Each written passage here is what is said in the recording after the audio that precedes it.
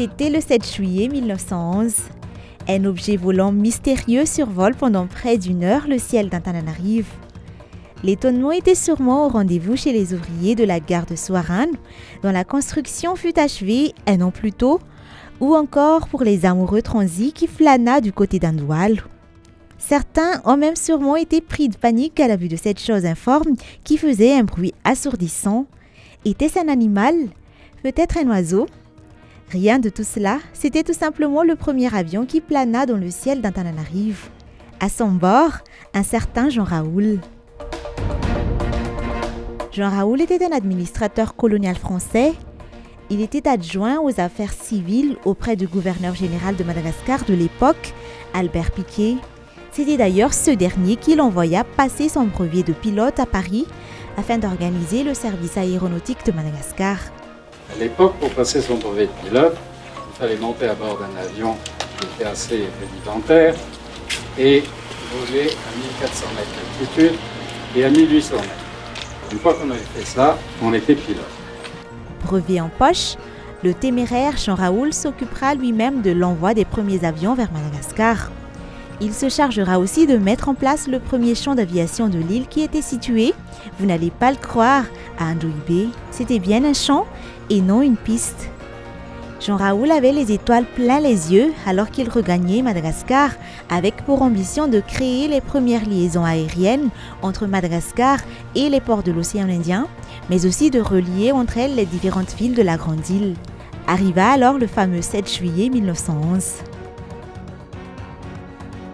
Les deux avions Blériot type 11 ont été assemblés et prêts pour survoler le ciel nuageux d'Antananarive.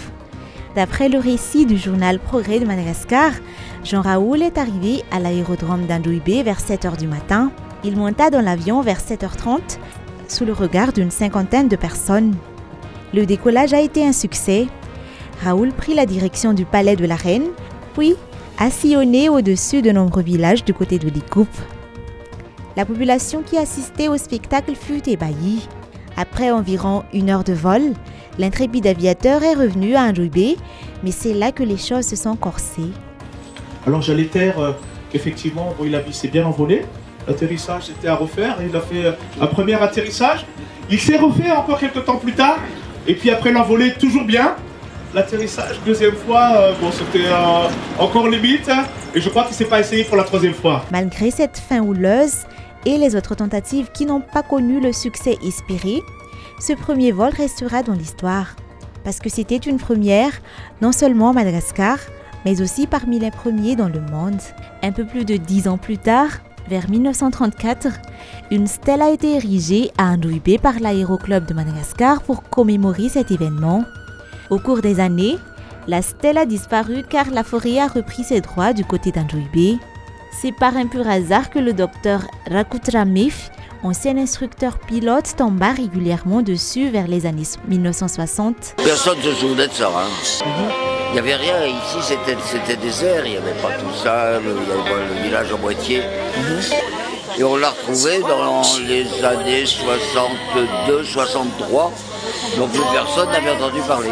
La stèle fut déménagée à plusieurs reprises avant d'être replacée le lundi 3 avril 2023, aux yeux de tous, juste devant l'École nationale d'administration de Madagascar à Andouibé, sous l'impulsion de la famille Fraise.